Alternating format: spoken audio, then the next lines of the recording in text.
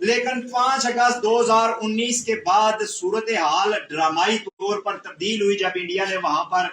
اقدامات اٹھائے اور ایبالش کیا 370 اور 35A کو، تو محسوس یہ ہو رہا تھا کہ شاید یہاں سے جیسے بقول راجہ فاروق حیدر صاحب کے کہ وہاں پہ لڑکیاں جو ہیں وہ انتظار کر رہی ہیں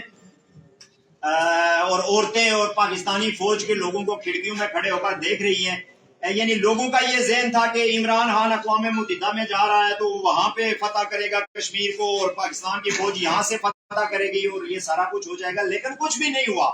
بلکہ ہوا یہ کہ لوگوں کی آنکھیں کھلنا شروع ہو گئی۔ لوگوں نے دیکھا کہ اچھا دبئی میں 2 سال سے یہ کام ہو رہا تھا کہ یہ 5 اگست 2019 کے اقدامات جو ہیں وہ انڈیا پاکستان کی مرضی سے ہوں گے، تو یہ سارا کچھ اب سامنے آنے کے بعد تحریک جو ہے وہ اپنے ایک خالص پن کی طرف